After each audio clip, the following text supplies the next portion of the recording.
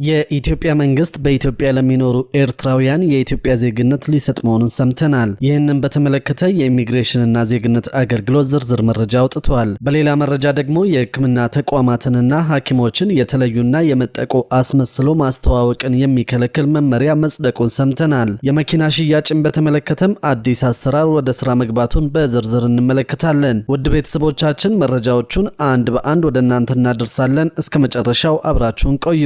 የሕክምና ተቋማትንና ሐኪሞችን የተለዩና የመጠቁ አስመስሎ ማስተዋወቅን የሚከለክል መመሪያ ጸደቀ። የጤና አገልግሎት ማስታወቂያዎች ሲዘጋጁ የሕክምና ተቋማትንና ሐኪሞችን በሀገሪቱ ካሉ ሌሎች የሕክምና ተቋማት የተለዩና የመጠቁ ወይም የበለጡ አድርጎ በማስመሰልና በመግለጽ ማስተዋወቅን የሚከለክል ሽልማቶችና እውቅናዎች በማስታወቂያዎች ሲካተቱም ለሕዝብ ግልጽ ማድረግ የሚገባቸውን ዝርዝር መስፈርቶች ያካተተ መመሪያ ነው የጸደቀው። በጤና ሚኒስትሯ ዶክተር መቅደስ ዳባ ተፈርሞ የጸደቀው በተያዘው ግንቦት ወር 2018 ዓ.ም ጀምሮ በስራ ላይ የዋለው የጤና አገልግሎት ማስታወቂያ አዘገጃጀትና ስርጭት መመሪያ ቁጥር 1134/2018 የጤና አገልግሎት ማስታወቂያዎችን በአየር ሰዓት፣ በህትመት ገጽ ወይም በሌሎች ተመሳሳይ መንገዶች የማሰራጫ ዘዴን በመጠቀም ለህዝብ የሚያደርስ ማንኛውም ግለሰብ ወይም አካል አሰራጭ በማለት ተገልጿል። የማሰራጫ ዘዴ ማለት የመገናኛ ብዙሃን ከቤት ውጭ ማስታወቂያ፣ የጤና ትምህርት ፕሮግራሞች፣ በቴሌኮሙኒኬሽን መስመሮች ላይ የተመሰረቱ የጽሑፍና የድምጽ መልእክቶች፣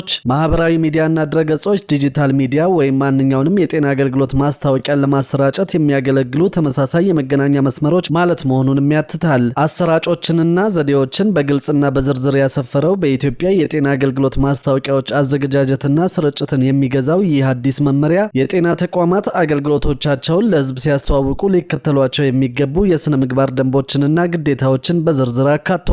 በመላው ሀገሪቱ በሚገኙ የማስታወቂያ አዘጋጆች፣ አሳታሚዎችና አሰራጮች ላይ ተፈጻሚ እንደሚሆንም ተገልጿል። በመመሪያው አንቀጽ 6 የስነ ምግባር ተገዥነትን የተመለከቱ ድንጋጌዎች የተካተቱ ሲሆን የጤና አገልግሎት ማስታወቂያዎች ዝግጅት ምን መርሆችን ከግምት ውስጥ ማስገባት እንደሚኖርባቸው ተብራርተዋል። በዚህም የአንድ የሕክምና ተቋም የአገልግሎት ማስታወቂያ በሚዘጋጅበት ወቅት ሌሎች የጤና ተቋማትና አገልግሎቶች ላይም ሆነ የጤና ባለሙያዎቻቸውን ክብረ ነክ በሆነ መንገድ ከመግለጽ መቆጠብ እንዳለባቸው ተጠቅሷል። በማስከተልም ማስታወቂያው በሚዘጋጅለት ሕክምና ተቋም ውስጥ የሚሰሩ የጤና ባለሙያዎች ከሌሎች የበለጡ ወይም የተለየ የሙያ ክህሎትና እውቀት ያላቸው እንደሆኑ አድርጎ ከመግለጽና ከማስመሰል መቆጠብ እንደሚገባም ተደንግጓል። ሌላኛው የተጠቀሰው ጉዳይ ደግሞ አንድ የሕክምና ተቋም በማስታወቂያው የሕክምና አገልግሎቱን ሲሰጥ ልዩ ንጥረ ነገር ወይም ስፔሻል ሰብስታንስ እንደሚጠቀም ወይም ተቋሙ ብቸኛው የፈውስ ቦታ እንደሆነ አድርጎ መግለጽም እንደማይፈቀድ ተገልጿል። ከነዚህ በተጨማሪ ታካሚዎች ማስታወቂያው በሚሰራለት የሕክምና ተቋም አገልግሎት ካላገኙ የጤና ጉዳት እንደሚደርስባቸው አድርጎ ማቅረብም ሆነ የደንበኞችን ክብርና ስነ ልቦና የሚነኩ መረጃዎችን በማስታወቂያዎች ማጋራትም ክልክል እንደሆነ በመመሪያው ተብራርቷል።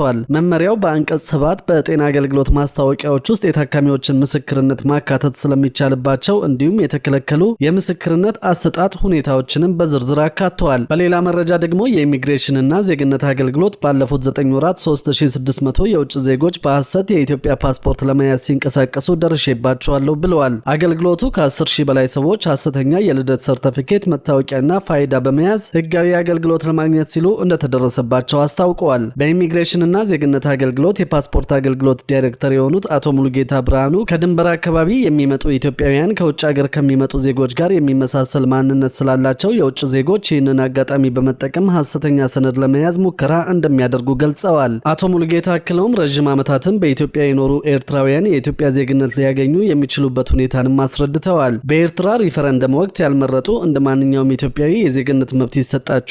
ሪፈረንደም የመረጡ ግን ህጉን ተከትለው የዜግነት ጥያቄ ማቅረብ ይችላሉ ብለዋል። የኢሚግሬሽንና ዜግነት አገልግሎት የሚነሱበትን ቅሬታዎች ለመፍታት እየሰራ መሆኑን ያነሱት ኃላፊው ሰዎችም ለአገልግሎት ሲመጡ የሚያጋጥሟቸውን እንግልት ለመቀነስ የሚጠበቅባቸውን ሰነዶች ሁሉ አሟልተው እንዲመጡ አሳስበዋል። በሌላ መረጃ ደግሞ የመኪና ሻጮች የተሟላ የመኪና መሰረታዊ ሰነዶችን አሟልተው ማስረከብ እንዳለባቸው የሚል አዲስ አሰራር ተግባራዊ መደረግ ጀመረ። ከመኪና ገዢዎች ላይ ተጨማሪ ክፍያ መጠየቅና ጉዳይ አስፈጻሚ መላክ የታገደ መሆኑም ተገልጿል። የአዲስ አበባ ከተማ አስተዳደር የአሽከርካሪና ተሽከርካሪ ፈቃድና ቁጥጥር ባለስልጣን የመኪና ሻጮች የተሟላ የመኪና መሰረታዊ ሰነዶችን አሟልተው ማስረከብ እንዳለባቸው አስታውቀዋል።